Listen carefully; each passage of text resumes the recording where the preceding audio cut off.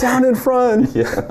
Good afternoon, everybody. Welcome back to another episode of College in Real Life, where we talk about ideas that are important to you here at San Antonio College. My name is Felix Caballero, your host, and today we're going to be talking about the Student Advocacy Center.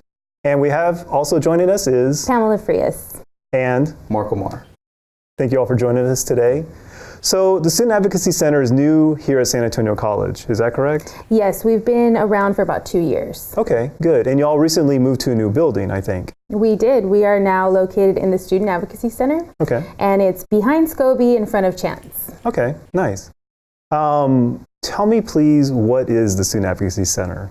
What do you all do there? The Student Advocacy Center is like a one-stop shop for anything that is related to outside of school. So we help with anything from the food pantry, if you need food, we help with clothes, we have mental health counseling, and we have case workers who work with you and who work with the students. And we help with emergency funds. We have anything that you need. Okay, nice.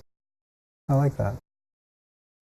So kind of, if I'm understanding this correctly, kind of the way that advisors are to the academic portion of their experience here at San Antonio College, the Student Advocacy Center is like that, except for the after-school portion?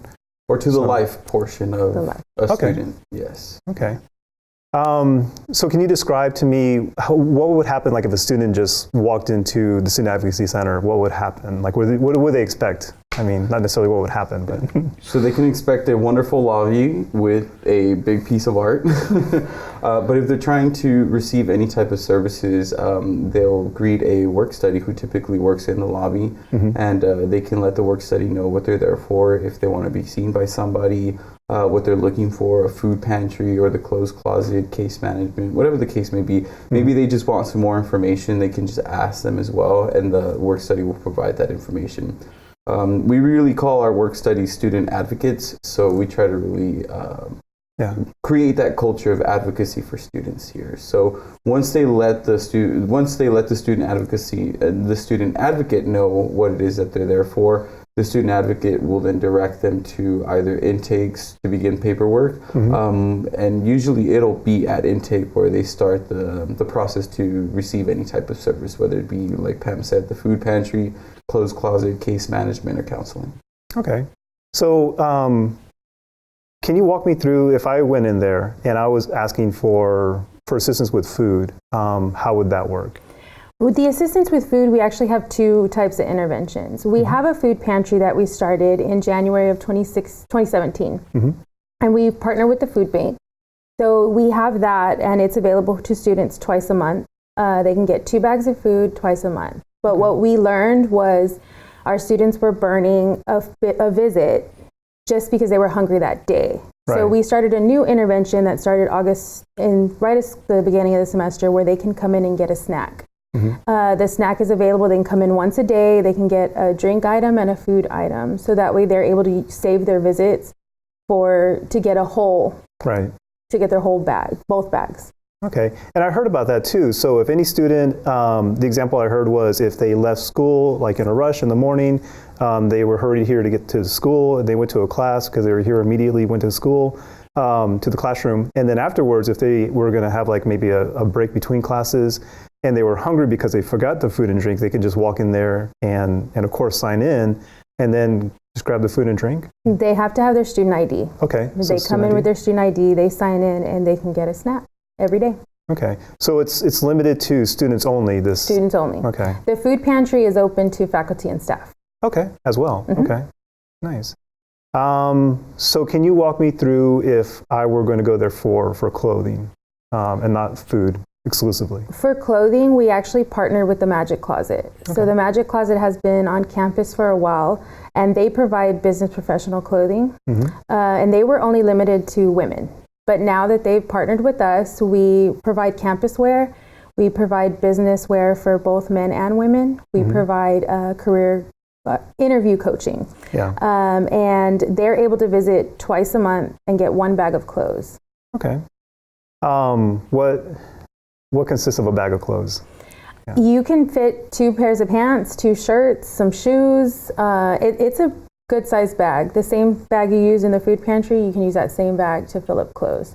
Okay. So you can also get 2 business outfits. Okay. So think of a tote bag that everyone gives away while you go to like a fair or even like at Spectacular and people are giving away freebies. Yeah. That's what one of those bags looks like.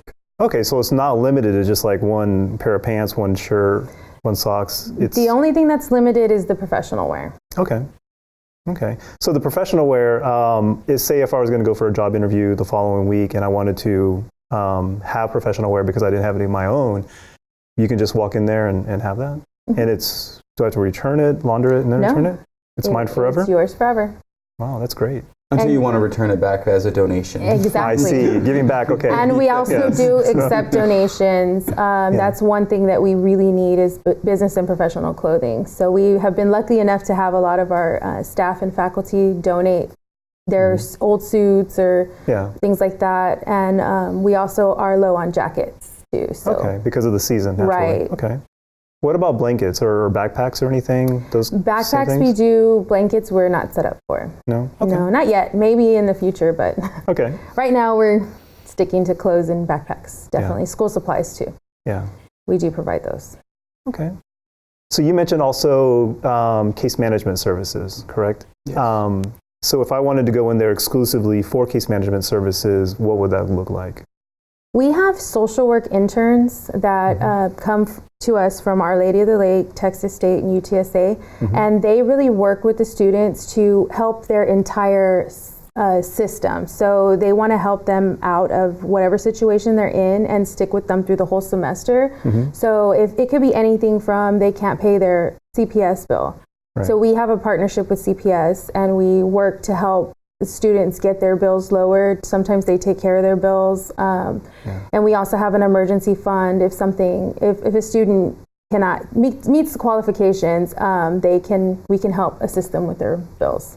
Yeah, very cool. I like that. So in order for them to get into those types of services, what they would do is fill out a biopsychosocial assessment that is provided by one of the master's social work interns. And what that looks is just a big old snapshot of what's going on at that moment. So we look at things like mental health, social supports, how they're doing in school, what are a few other things, physical health, right?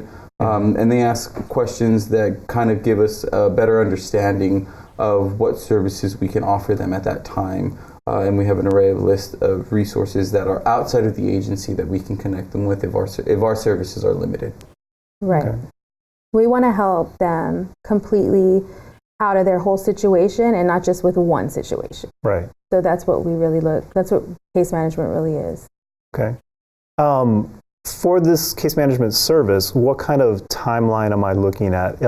Should I go there between classes, 25 minutes and I'm in and out kind of a thing? Or what kind of time frame should I set aside for myself to go through It's really situational. Okay. So it could range from, someone needs help with a book. That's fairly quick. Right. We do help with books. Or it could be something that could take a couple of sessions. Right. So it just really depends on the situation. Okay.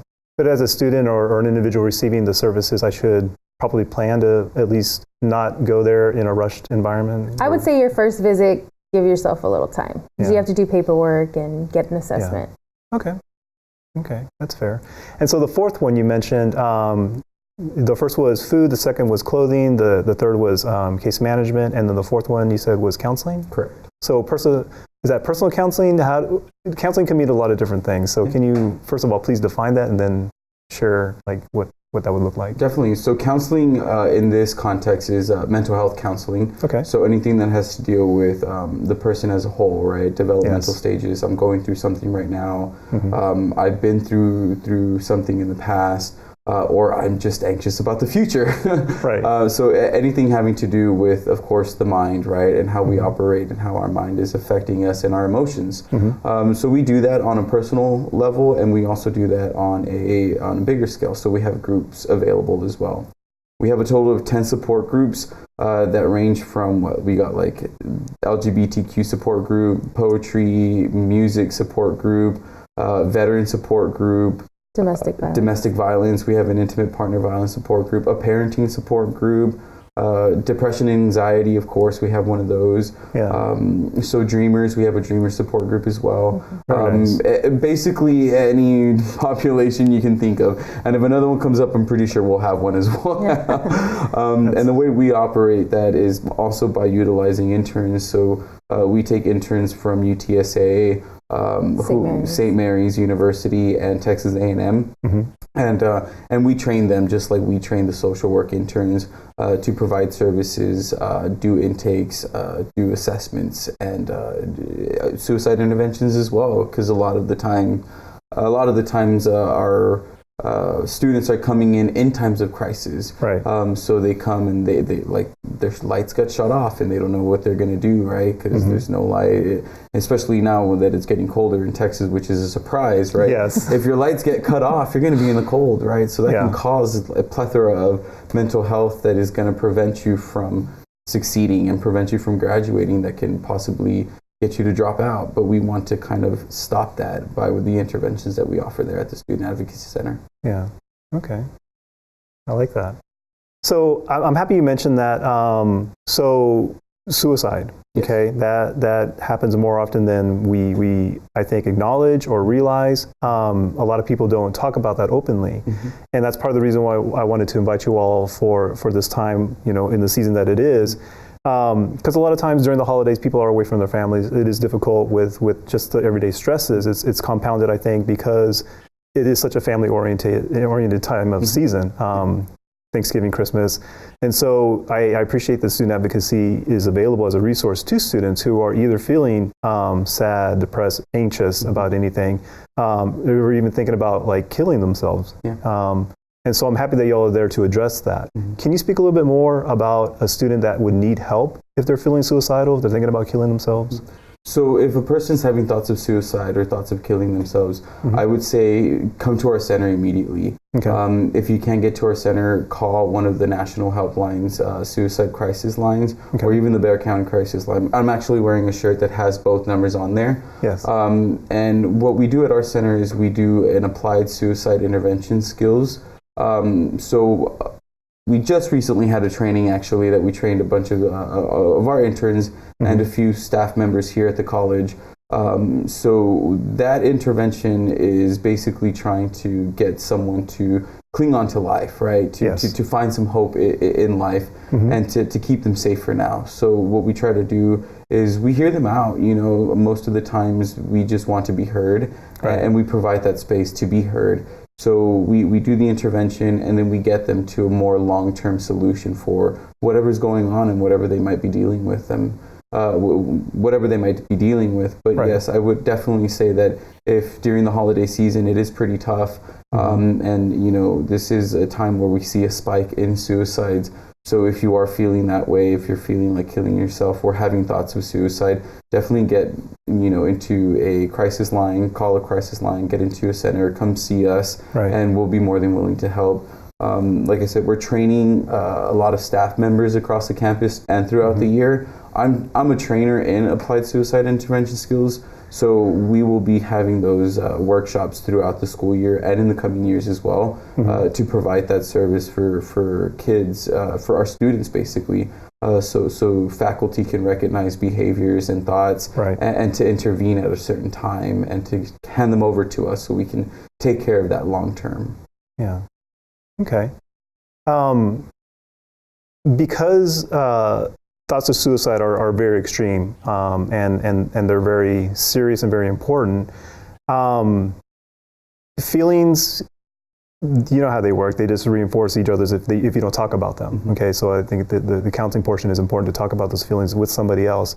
Should I feel embarrassed at all because I feel like killing myself or having the feelings and thoughts that I do when I'm going through those times? Can you talk a little bit about the stigma that a person might feel surrounding that? Yeah, or the apprehension?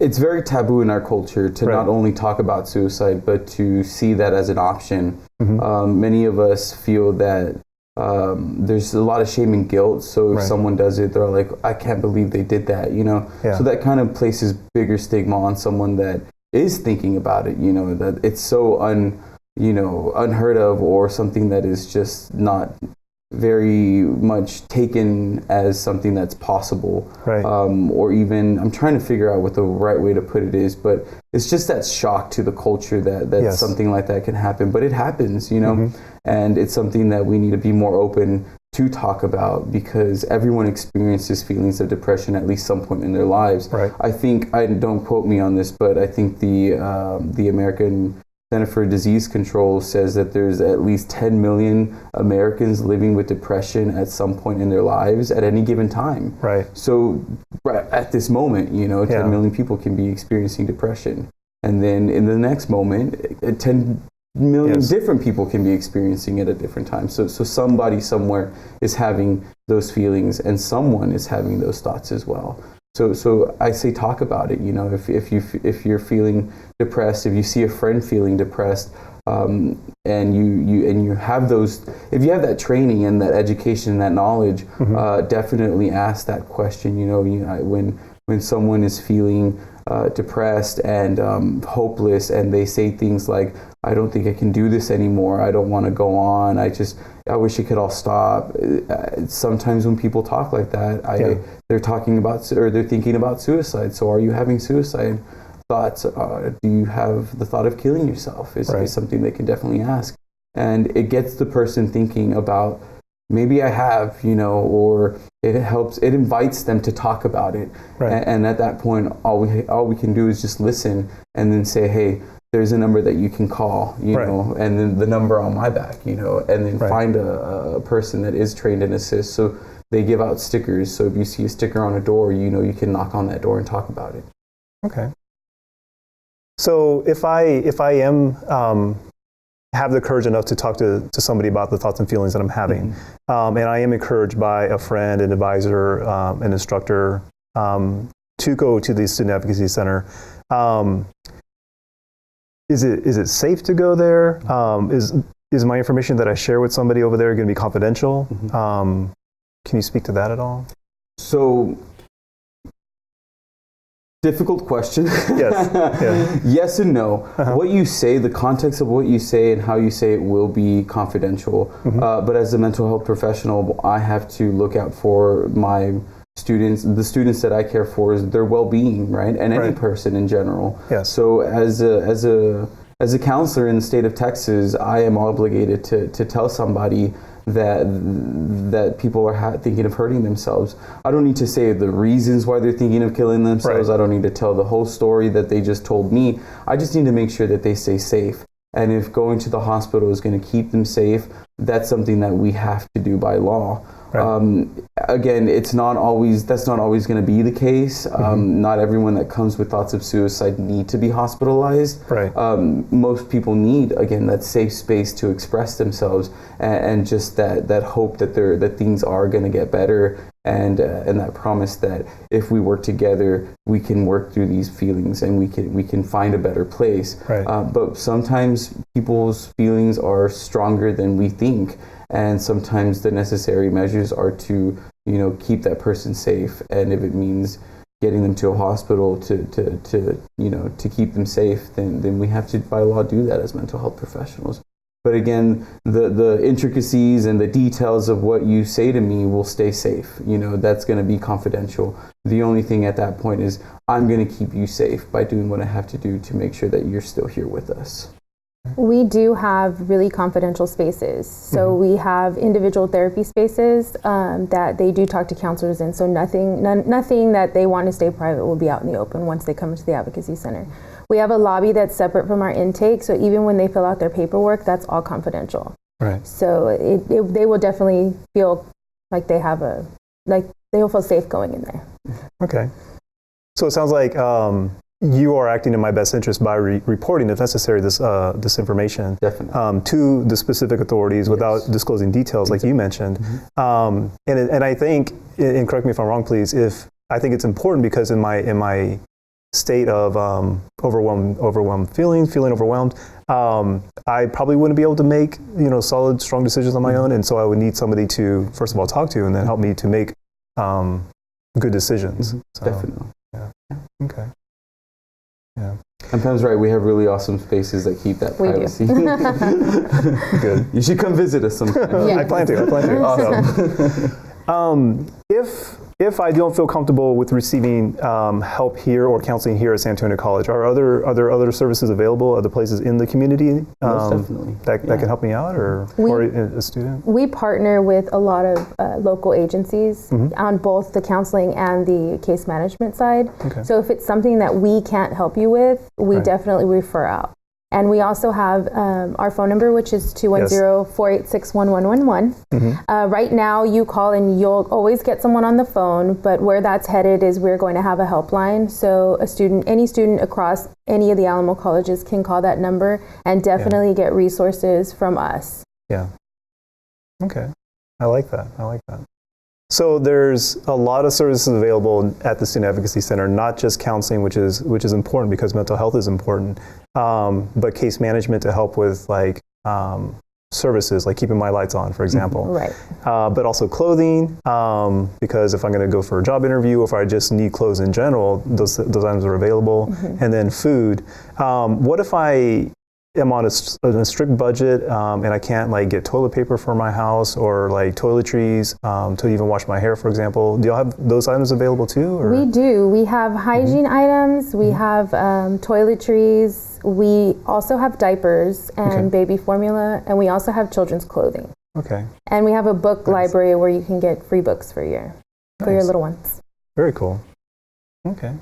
Nice. So we really think of the whole person at the Advocacy Center. Yes. And we think of the whole student as well, because they are coming to school and this program is implemented in the college campus. So what it's for really is to keep students in school, enrolled, to persist on and graduate, so they can see that better life and achieve their educational goals and just become a valued member of society and make them feel like a valued member of society as well. Definitely. And especially as a student at San Antonio College, because that's the thing that we try to emphasize, that they are valuable. Students are valuable. They have a role here, not just in their own life, but here while on campus as well. So. And we do want every student to feel like they're at home when they come with us. Yes. Okay.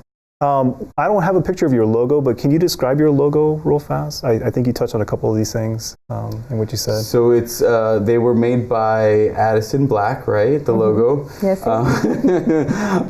That is Lisa Black's daughter, the director. Oh, okay. And they're really cool. I wish we did bring a logo. You have them on the back? I have it on the back, so I can. On the back. Look at that. So we have food, shelter, and clothing, Yes. and our tagline is everything comes after, because that's one thing that we really work on is if you don't have food, you don't have shelter, and you don't have clothing, then everything else comes after those three things. Right, exactly. So you can't go to school if you don't have somewhere to go or something to eat. Yeah, okay. And for those psychology students, I think Maslow's hierarchy of needs is what it's describing as well. Maslow is what we're built off of. Yeah. Good, I like that. Okay, good. Do you have anything else you'd like to add about the Student Advocacy Center that I haven't mentioned at all? I think this is a great program, a great resource for students and faculty and staff alike. So, yeah. We just invite anyone just to come and visit. They don't have to come for services, but we, just come and tour. And maybe they don't need it, but if they know someone who does, we just want students to feel comfortable referring their friends to us and their peers. Okay. Yeah.